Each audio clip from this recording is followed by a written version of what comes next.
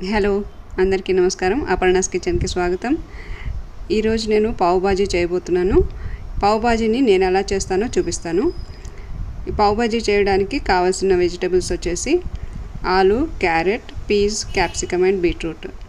అన్ని వెజిటబుల్స్ కలిపి నేను దాదాపుగా 3/4 kg తీసుకున్నానండి. దీంట్లో 3 ఆలు ఉన్నాయి మీడియం సైజ్వి, 4-5 క్యారెట్, 1/4 kg వరకు బఠానీ, ఒక చిన్న బీట్రూట్ అండ్ ఒక చిన్న క్యాప్సికమ్. ఈ వెజిటబుల్స్ అన్నీ ఒక గిన్నెలో వేసుకొని కుక్కర్లో పెట్టి ఉడికించుకుంటానండి. గిన్నెలోకి నేను ముందు ఆలు వేసుకున్నాను, క్యారెట్ వేసుకుంటున్నాను, పచ్చి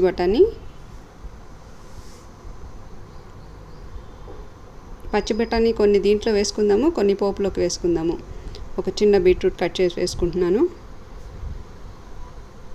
ఆ తర్వాత వీటన్నిటిని ఒకసారి కలిపేసుకొని దాంట్లోకి 1/2 గ్లాస్ నుండి 1 గ్లాస్ వరకు నీళ్లు పోసుకొని కుక్కర్లో పెట్టేసుకోవాలి. ఇలా వేరొక గిన్నెలో కాకుండా డైరెక్ట్గా కుక్కర్లో కూడా అన్ని వెజిటబుల్స్ వేసేసుకొని దాంట్లో నీళ్లు వేసుకొని ఉడికించుకోవచ్చు. కుక్కర్లో ఒక 2 గ్లాసుల వరకు నీళ్లు పోసుకొని కుక్కర్ అడుగు భాగం నల్లగా అవ్వకుండా ఉండడానికి 2 నిమ్మ చెక్కలు పిండేసినవి వేసుకుంటున్నానండి. ఇలా వేయడం వల్ల అడుగు భాగం నల్లబడకుండా ఉంటుంది. ఆ తర్వాత మనం కూరగాయలు వేసుకున్న గిన్నెని దీంట్లో పెట్టేసుకొని మూత పెట్టేసి ఒక 10 విజిల్స్ వరకు రానివ్వాలి. కూరగాయలని డైరెక్ట్గా కుక్కర్లో ఉడికించుకునేట్టయితే 3 to 4 విజిల్స్ అయితే సరిపోతుంది. ఇప్పుడు పావు బాజీలోకి వేసుకోవడానికి నేను టమాటా తీసుకుంటున్నానండి. 3 మీడియం సైజ్ టమాటా తీసుకొని దాన్ని ముక్కలుగా చేసుకొని పేస్ట్ చేసుకున్నాను. ముక్కలుగా కూడా వేసుకోవచ్చు పావు బాజీలో, కానీ దాని పొట్టు అక్కడక్కడ వచ్చి ఇబ్బందిగా ఉంటుందని నేను పేస్ట్ చేసుకున్నాను. కుక్కర్లో వెజిటబుల్స్ ఉడికేలోపు మనం ఇక్కడ పావు బాజీకి పోపు చేసుకుందాము. దీనికోసం కడాయిలో నేను ఒక 4 టేబుల్ స్పూన్ల వరకు నూనె వేసుకున్నానండి. మీరు కావాలంటే సగం నూనె సగం బటర్ కూడా వేసుకోవచ్చు. నూనె వేడెక్కిన తర్వాత అందులో 1 టీ స్పూన్ వరకు జీలకర్ర వేసుకున్నాను. జీలకర్ర కొద్దిగా వేగిన తర్వాత ఒక 4 మీడియం సైజ్ ఉల్లిపాయలు తీసుకొని వాటిని చిన్నగా కట్ చేసుకొని వేసుకున్నాను. ఇవి 1 నిమిషం పాటు వేగించుకోవాలి. ఉల్లిపాయలు 1 నిమిషం వేగిన తర్వాత సన్నగా కట్ చేసి పెట్టుకున్న క్యాప్సికమ్ని వేసుకోవాలి. క్యాప్సికమ్ని చాలా కొద్దిగా వేసుకోవాలండి, ఎక్కువగా అయితే క్యాప్సికమ్ ఘాటు వస్తుంది. క్యాప్సికమ్ ముక్కలు వేసుకున్న తర్వాత అది కూడా 1 నిమిషం వేయించిన తర్వాత కొన్ని పచ్చి బఠానీ వేసుకోవాలి. మనం ముందుగా కొన్ని బఠానీ వేసుకున్నాం కదా కూరగాయ ముక్కల్లో, వాటితో పాటు అవి ఉడికిపోయి మ్యాష్ అయిపోతాయి. సో పోపులో కొన్ని బఠానీలు వేసుకుంటే తర్వాత చూడడానికి బాగుంటుంది. కూరగాయ ముక్కలన్నీ చక్కగా ఉడికిపోయాయి, చూసారు కదా. ఇప్పుడు దీంట్లో కొద్దిగా వాటర్ ఉంటుంది కింద. ఈ వాటర్ని సెపరేట్ చేసి ఆ పైన ఒక మ్యాషర్ తీసుకొని మెత్తగా మ్యాష్ చేసుకోవాలి. వాటర్ ఉంటే మ్యాష్ చేయడం కష్టం అవుతుంది. బాయిల్డ్ వెజిటేబుల్స్ నుంచి వాటర్ సెపరేట్ చేసుకున్నానండి. బీట్రూట్ వేయడం వల్ల ఇంత మంచి కలర్ వచ్చింది. పావు బాజీలో వేయడానికి ఈ వాటర్ని యూస్ చేసుకుంటాం. మళ్ళీ కూరగాయ ముక్కలు కాస్త చల్లారిన తర్వాత ఇలాంటి మ్యాషర్ ఒకటి తీసుకొని మెత్తగా చేసుకోండి. ఇలాంటి మ్యాషర్ లేకపోతే పప్పు గుత్తితో అయినా చేసుకోవచ్చు, లేదంటే మిక్సీలో 1 నిమిషం పాటు తిప్పుకోవచ్చు. మరీ పేస్ట్ లాగా కావాలనుకుంటే మిక్సీలో వేసుకోండి, లేదంటే ఇలా చేత్తో మ్యాష్ చేసుకోండి. తింటున్నప్పుడు అక్కడక్కడ కాస్త కూరగాయ ముక్కలు తగిలితే బాగుంటాయని నేను ఇలా మ్యాషర్తో కొద్దిగా మ్యాష్ చేసుకున్నానండి, మరీ పేస్ట్ లాగా చేయలేదు. మీకు పేస్ట్ లాగా కావాలనుకుంటే మిక్సీలో వేసుకోండి. మనం ముందుగా జీలకర్ర పోపులో ఉల్లిపాయలు, క్యాప్సికమ్, పచ్చి బఠానీ వేసుకున్నాం కదా, అవి కాస్త వేగాయి. ఇప్పుడు దీనిలోకి 1 టేబుల్ స్పూన్ వరకు అల్లం వెల్లుల్లి పేస్ట్ వేసుకుంటున్నానండి. ఇది మీ రుచికి తగినంతగా వేసుకోండి. ఇప్పుడు అల్లం వెల్లుల్లి పేస్ట్లోని పచ్చిదనం పోయే వరకు వేయించాలి. ఒక 2 నిమిషాలు వేయించిన తర్వాత అల్లం వెల్లుల్లి పేస్ట్, ఉల్లిపాయలు, క్యాప్సికమ్ వేగిపోయాయి, అలాగే పచ్చి బఠానీలు కూడా మగ్గిపోయాయి. దాని తర్వాత మనం ముందుగా చేసి పెట్టుకున్న టమాటో పేస్ట్ వేసుకొని బాగా కలుపుకోవాలి. టమాటాలోని పచ్చితనం అంతా పోయే వరకు వేయించాలి. టమాటో పేస్ట్ వేగిపోయిందండి. ముందుగా చెప్పినట్టుగా మీరు టమాటో పేస్ట్కి బదులుగా టమాటాలు ముక్కలు చేసి కూడా వేసుకోవచ్చు. అది మీ రుచికి తగినట్టుగా వేసుకోండి. ఆ తర్వాత దీనికి సరిపడినంత కారం వేసుకుంటున్నాను. ఆ తర్వాత 2 టేబుల్ స్పూన్ల వరకు పావు బాజీ మసాలా వేసుకుంటున్నాను. కారము, పావు బాజీ మసాలా వేసుకున్న తర్వాత ఆ 2 కూడా కొద్దిగా వేగడానికి 1 నిమిషం పాటు వేయించుకోవాలి. మీరు చాలా స్పైసీగా తినేట్టుగా అయితే 1 టీ స్పూన్ వరకు పచ్చిమిర్చి పేస్ట్ వేసుకోండి. ఇప్పుడు మాకు ఈ కారం సరిపోతుందండి, అందుకే వేయట్లేదు. వేసుకున్న మసాలాలు వేగిన తర్వాత మనం ముందుగా తీసి పెట్టుకున్న నీళ్ళు ఉన్నాయి కదా, అవి వేసుకొని కలుపుకోండి. ఇది సర్వ్ చేసేప్పుడు ఎలాగో నిమ్మ చెక్క పెడతాం కాబట్టి నేను నిమ్మరసం వేయట్లేదండి, లేదంటే మీరు ఒక సగం చెక్క నిమ్మరసం ఈ స్టేజ్లో పిండుకోవచ్చు.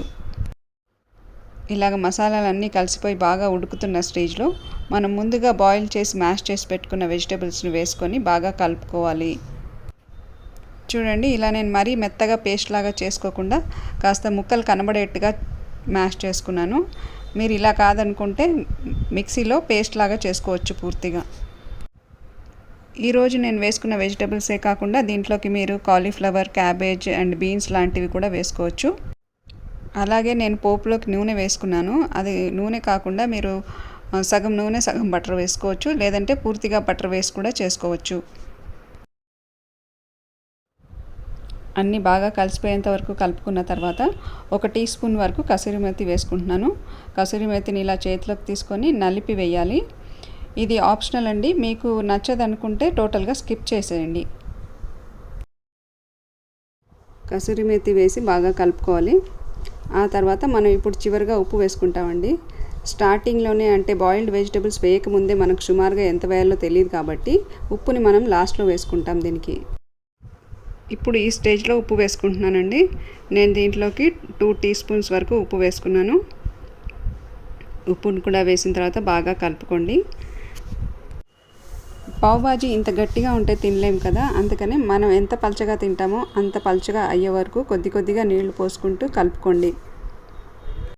దీంట్లోకి మనం వేసిన క్యారెట్, ఆలు ఇంకా బఠానీ నీళ్ళని బాగా పీల్చుకునే స్వభావం ఉంటుంది కాబట్టి దాదాపుగా 2 గ్లాసెస్ వాటర్ పట్టాయండి దీనికి. అలా కొద్ది కొద్దిగా వేసుకుంటూ చూసుకుంటూ వేయాలి, లేదంటే ఒక్కసారిగా వాటర్ ఎక్కువైపోతే బాగుండదు. సో అలా జాగ్రత్తగా ఎంత కావాలో చూసుకొని అంతే వేసుకోండి నీళ్ళని. కావలసినంత నీళ్లు వేసుకొని బాగా కలుపుకున్న తర్వాత మూత పెట్టేసి ఒక 10 నిమిషాల వరకు లో ఫ్లేమ్లో ఉడికించుకోవాలి. ఈ పావు బాజీని మనం ఎంత కరెక్ట్గా చేయాలనుకున్నా కొద్దిగా మిగులుతుంది. అలా మిగిలిన పావు బాజీని ఒక ఎయిర్ టైట్ స్టీల్ బాక్స్లో వేసుకొని ఫ్రీజర్లో పెడితే మనం 2 రోజుల తర్వాత కూడా వాడుకోవచ్చు. కానీ వాడుకునే రోజు మాత్రం ఒక 3 అవర్స్ బిఫోర్ తీసుకొని బయట పెట్టుకోవాలి. లో ఫ్లేమ్లో ఒక 10 నిమిషాలు ఉడికించుకుంటే పావు బాజీ రెడీ అయిపోతుందండి.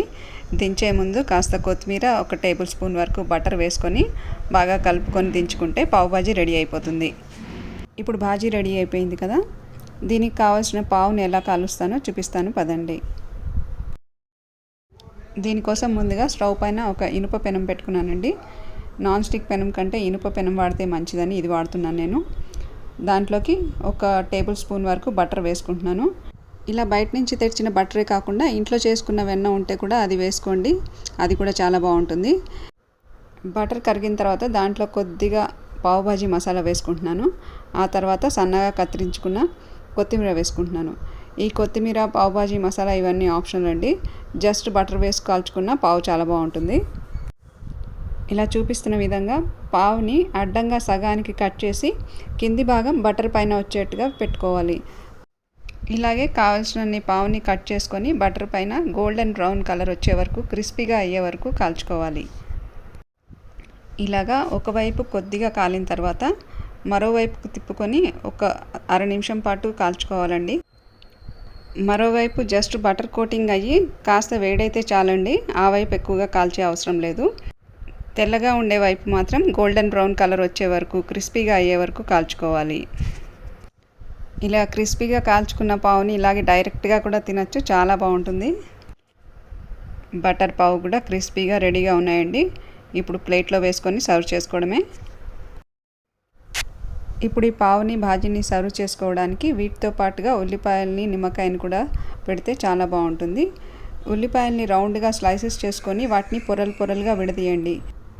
నిమ్మకాయల్ని కూడా మీ పులుపుకి, రుచికి తగ్గట్టుగా చిన్న చిన్న ముక్కలుగా చేసుకొని ఉల్లిపాయలతో పాటు సర్వ్ చేసుకుంటే పావు బాజీ చాలా బాగుంటుంది. ఈ రెసిపీ మీకు నచ్చితే ఈ రెసిపీ మొత్తం చూసిన తర్వాత వీడియో క్లోజ్ చేసే ముందు కింద లైక్ బటన్ ప్రెస్ చేయడం మర్చిపోవద్దు. ఇక ఉంటానండి, బాయ్.